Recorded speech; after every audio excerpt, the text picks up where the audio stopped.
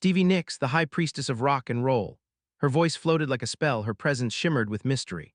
But behind that celestial aura was a storm, wild, destructive, and deeply human. She lived through one of music's most iconic love stories and one of its most painful implosions. What secret force kept her moving through the chaos? The answer wasn't just drugs or fame, it was something far darker, an addiction that nearly stole everything she was, including her voice. Born in Phoenix, Arizona in 1948, Stephanie Lynn Nicks spent her childhood in motion. Her father's corporate job kept the family constantly relocating, and that nomadic life carved into her a restless soul and fierce independence. When she was 16, she picked up her first guitar, and it became her way of telling the world who she was. In 1966, fate intervened at a party when she met Lindsey Buckingham. The chemistry between them was instant, romantic, creative, and intense.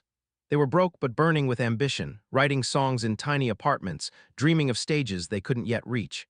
Their relationship became both their muse and their undoing, two people so intertwined they couldn't create without destroying each other in the process. By 1975, Stevie and Lindsey had joined Fleetwood Mac, igniting one of the most explosive eras in rock history. Almost overnight, the band became a global phenomenon, but behind the fame was emotional warfare.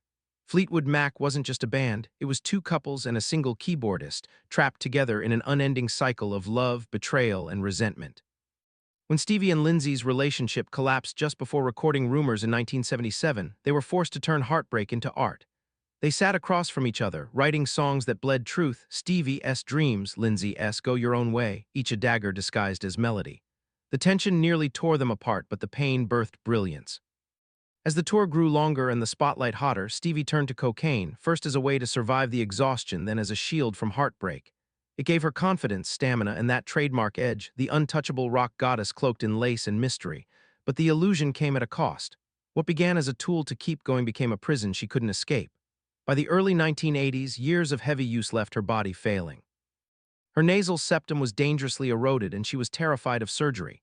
Seeking help, she went to a new doctor, but instead of healing her, he prescribed Klonopin, a tranquilizer that replaced one addiction with another. Stevie would later call that period the Great Sedation, 3 lost years where she was alive but not living. The energy, the passion, the creative fire that had defined her, it all dimmed. She was functioning but empty, her music distant and her soul muted. By 1986, she knew she was vanishing and checked herself into the Betty Ford Clinic. Recovery was grueling, far longer than any rehab stay could promise. But slowly, she fought her way back, one day at a time. She emerged from the haze sober, strong, and still singing. Through sheer determination, she rebuilt everything she'd lost, reclaiming her career with solo success and a triumphant reunion with Fleetwood Mac in 1997. In the years since, Stevie Nicks has used her journey not to hide her scars, but to share them. She speaks openly about her addictions, about the dangers of fame, and the strength it takes to survive yourself. The spell she casts today isn't just from her music, it's from her truth. Because in the end, her real magic wasn't the mystical persona or the twirling shawls, it was the woman underneath. The one who faced the darkness, fought her demons, and kept her voice alive.